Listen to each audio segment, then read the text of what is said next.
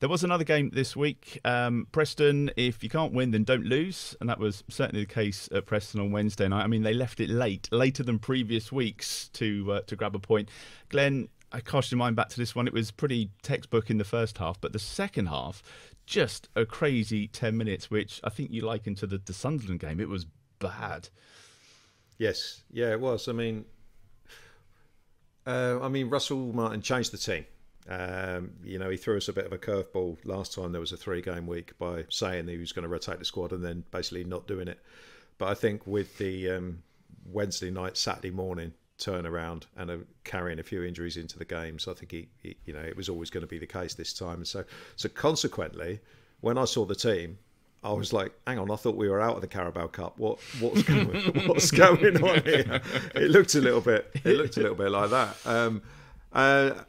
You see James Bree starting. I know, obviously we've already said he had a great game yesterday, but you see James Bree starting at left back, and Mason Holgate playing, and the midfield was it Charles, Smallbone, and Downs, and you're just thinking, well, there ain't much creativity in there. What's going on? 2 of the regular strikers were left out as well, so it was a bit of a strange one, and it looked like the team was set up just to keep it tight. And predictably, we weren't that creative in the first half, goal aside, which was a tremendous goal by Carl Walker-Peters. And we had the incident just before half-time, which, it's a great save from Bazunu, and everybody was screaming for a penalty, which I can't even bother to talk about it, really. It's just so ridiculous to think that's a penalty.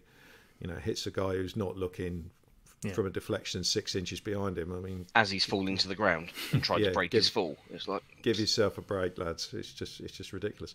But the start of the second half, they sent on a big lad up front. I think his name was Osmajic, something like that, and he was just a handful. Big, sort of rough, sort of centre forward. He just went barreling about. He seemed to unsettle us completely. Holgate tried to pick a fight with him.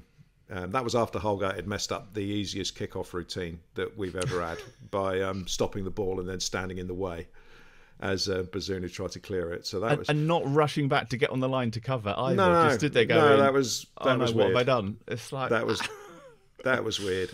But anyway, Bednarek gave away a bit of a needless free kick, kicking the substitute, who then scored 1-1.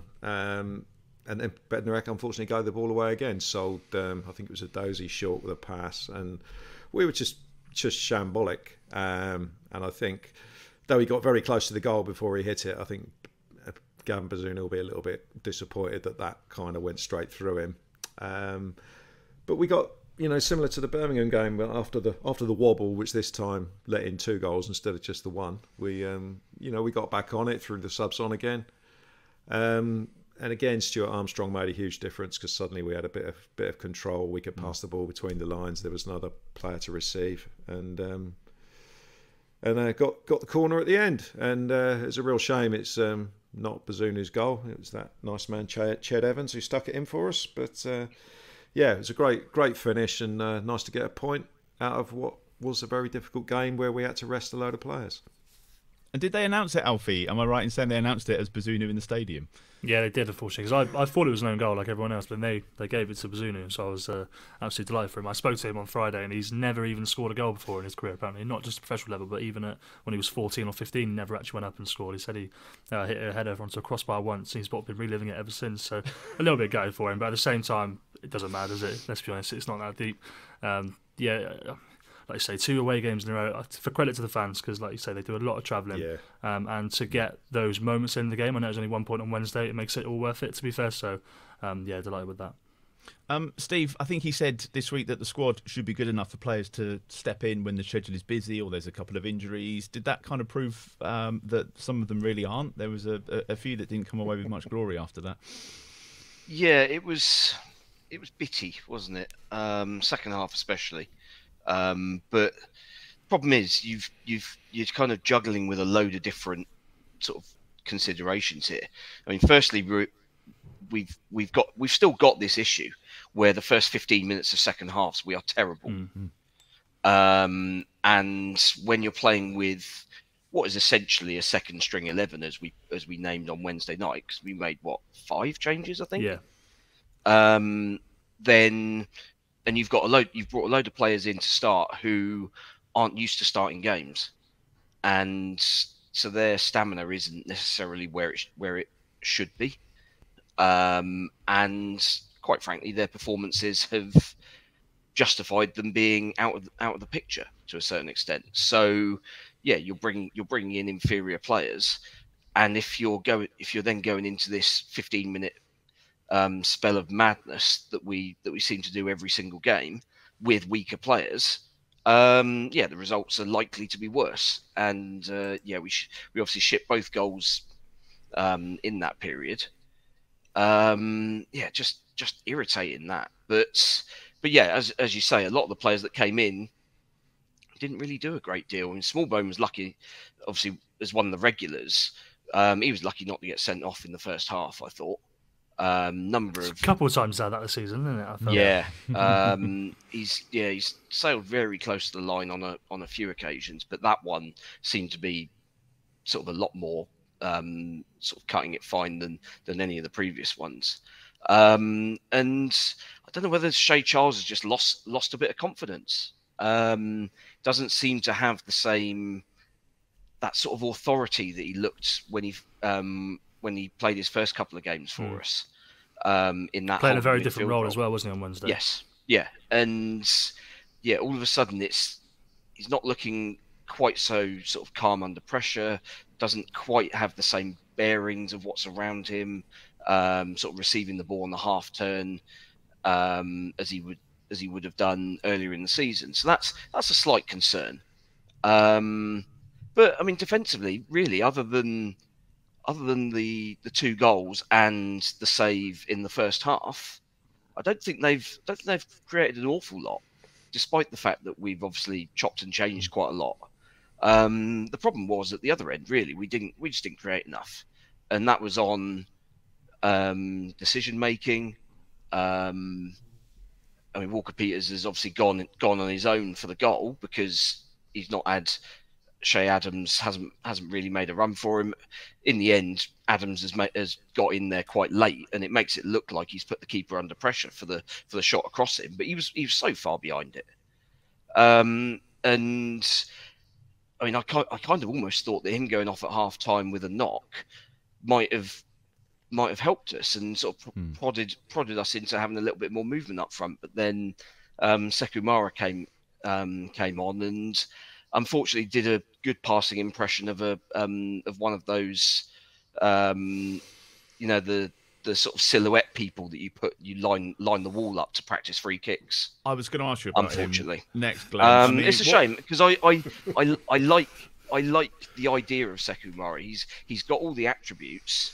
And you've seen in little fleeting moments where he's come off the bench, and last season there were, I think, 2 or 3 games where he came off the bench and made a genuine impact, and we got results out of games.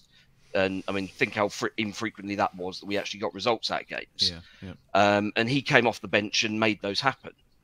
But this season, it's just not happening. Do we stick with him, Glenn? See if he comes good, or is that someone you want to maybe get out on loan? It's not. It doesn't seem to be happening at the moment. He's brilliant in training, apparently. I was speaking to the club on Friday. Great not just like great with the under 21s. No.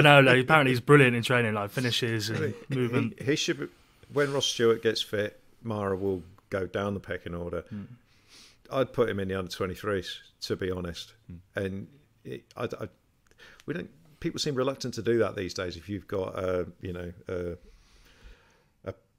professional on a relatively big contract, they seem unwilling to put him in the under 23s. But I think that would be ideal for him. Go in there, go and score some goals for the under 23s, and then we'll see where we are. He just doesn't contribute enough when he comes on. I mean, we had a couple of incidents at Preston where Camaldine got to the line, fired the ball across, no one there. Absolutely no one in the middle, and that was both halves, to be fair. Che Adams was the same. He had no movement at all, and Sekou Mara in his defence, he does get messed around a little bit. It's like play right wing, play number 8, play centre forward, but it's it just nothing seems to work with him.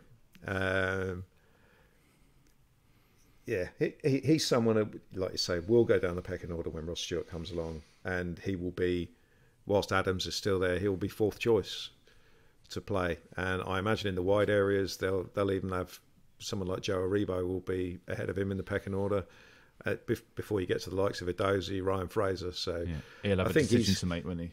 He had a bit of an opportunity this season, or at the start of this season, to sort of stake a claim, and he just hasn't done it. And when you come in, you get given half a game, you have to make it count. I mean, we're talking about James Bree. That's what he's done.